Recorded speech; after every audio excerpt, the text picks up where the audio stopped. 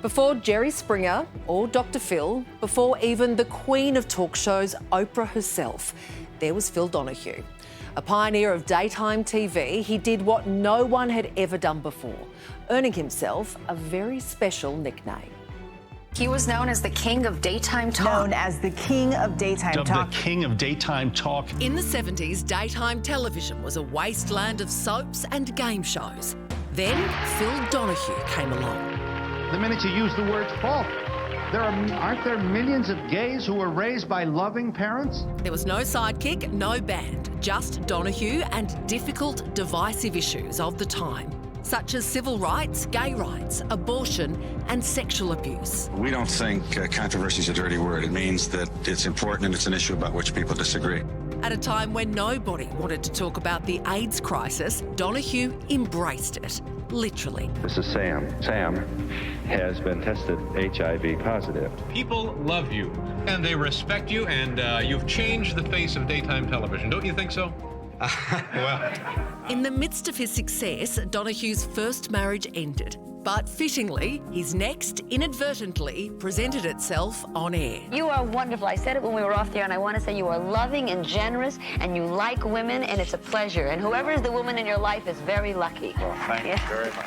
Marlo Thomas would herself become that lucky woman. The pair married 3 years later. To the master talk show host of all time. The Phil Donahue Show gave way to a whole genre of issues-based talk shows, and he was eventually dethroned by Oprah Winfrey, who today paid tribute. There wouldn't have been an Oprah show without Phil Donahue being the first to prove that daytime talk and women watching should be taken seriously. He was a pioneer. I'm glad I got to thank him for it. Donahue's show ran for 29 years, winning him countless Emmys and a prestigious Peabody Award. But he kept working, co-directing the Oscar-nominated documentary Body of War, a critical look at the Iraq War. They were able to shush. Most of the nation stood mute while we entered this horrible, horrible war. This year, Phil Donahue received the USA's highest civilian honour, the Presidential Medal of Freedom. After a long illness, Phil Donahue died with his wife, children and grandchildren by his side. He was 88. We are live from the lands of the Cooler Nation. Joining us to look back at the career of Phil Donahue is the legendary Steve Vizard. Steve, great to have you with us for this. We touched on parts of it there, but what do you think it was that made Phil Donahue so revolutionary? He was an innovator. He had to be, because he started in a tiny TV station in a very small town. And so he didn't have all the big guests coming through. And he was doing a 5-day-a-week show. So he innovated. He thought, how can I fill this 1 hour of TV I'm doing every single day? And he turned the camera on the audience. It was a revolutionary idea, but basically he thought, I'll have one guest, I've got no band, I've got nothing else, I'll have one guest, we'll have an issue, but we'll use the audience to ask the questions. And he perfected that, so much so that he would go and stand in the audience and basically become the audience. So the audience was, he broke the fourth wall. And in that sense, this was the innovation. He became the audience, the show became Middle America, and they were asking the questions. And I think that was the key to his success. And then, so how did Donahue end up shaping Australian TV? Well, I mean, he was hugely successful. I mean, not only did we learn to point the cameras other than on, 4 or 5 people sitting in chairs, we started turning the cameras around. We started having audience members come down. We started dealing with topics that had hitherto been out of limits. He showed on his show a tubal ligation, a reversal of a vasectomy, an abortion, a birth. What? I mean, that's just an average week in Neighbours these days. But in those days, this was revolutionary TV.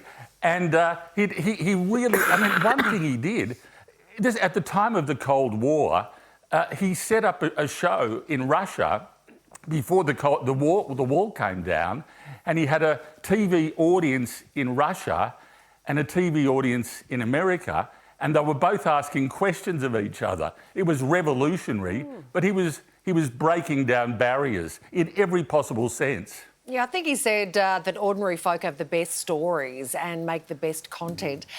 Steve, I remember the best part of being sick at school was coming home and watching Donahue on the telly. Do you have any favourite memories of watching the great man?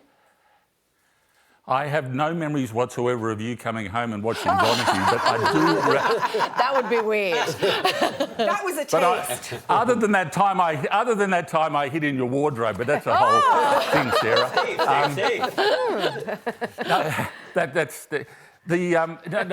That's what he was, and this was at a time. Well, exactly. He was the middle of the day. That's the other groundbreaking thing he did.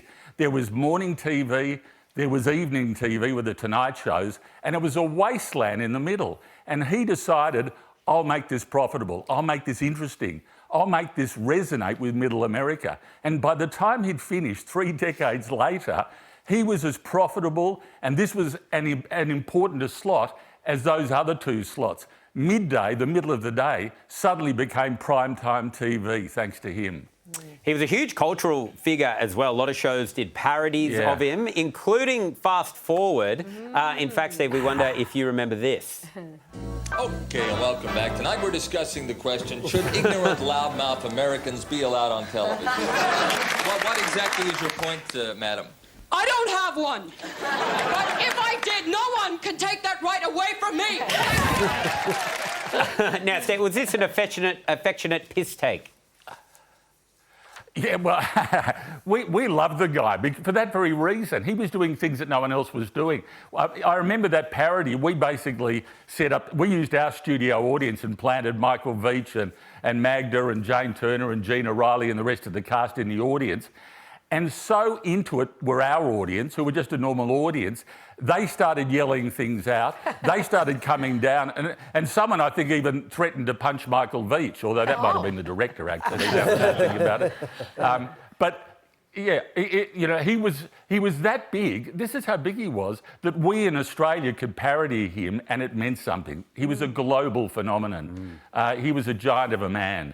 And he changed not only how we looked at issues, how we approached topics, he approached the very form with which we approached it. Suddenly, everything became vital and potent and immediate and mobile and real. It's a really, really good description, Steve. We happen to think pointing the camera at 4 people at a desk is a pretty great idea for television, but we do take your point about the revolutionary nature of it, Steve, and it's been wonderful to speak. Swing it around, Lolly. Just turn the cameras around.